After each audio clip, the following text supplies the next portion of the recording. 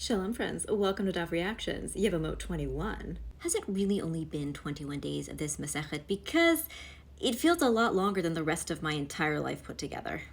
Each time I have to learn about a new, different type of secondary forbidden relationship and how it relates to Yibum, I imagine that I am in the pit of despair machine from The Princess Bride. Except that would be a lot more fun than this. So I was just delighted to see my bestie Rav Hisda make an appearance in today's daf, because even a Masechet as frustrating as Yevamot gives me great opportunities to get to know the sages a little bit better. What do they struggle with? What are their favorite foods? What were they like as kids? How into astrology are they? These are all questions I would love to know the answer to, and there is a question in this that Rav Hisda would also love the answer to. Rav Hisda says, I heard this matter from a great man, Rabbi Ami. And he said they prohibit a daughter-in-law only due to a daughter-in-law. And when I was young, when I learned this, I had no idea what it meant. But luckily, some astrologers told me that I would become a teacher. And I thought, amazing, if I become a sage, that means I'll be able to figure out this riddle. What does this mean?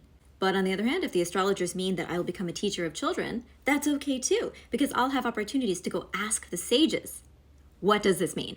And look how it turned out. Here I am, indeed, a sage, able to understand what Rabbi Ami meant. Those astrologers are right, and I get it now. A man's daughter's daughter-in-law is prohibited due to his son's daughter-in-law. We're trying to avoid confusion amongst the multitude of daughters-in-law. There's a plethora of them. A plethora. And the rabbinic decree prohibiting a man's daughter's daughter-in-law did not extend to subsequent generations after that. Now, back to me. I love that this astrological prediction from Rav Hisda's youth actually came true. And I love that he was cool with being either a great sage or a kindergarten teacher, as long as he found out the answer to his question. Now, I have eternally said that astrology is absolutely meaningless garbage, and it makes me dumber just to think about it. But I have so much respect for Rav Hisda that even I will strive, I will try to restrain my mockery and judgment about astrology. Wait, am I judgmental because I'm a Pisces?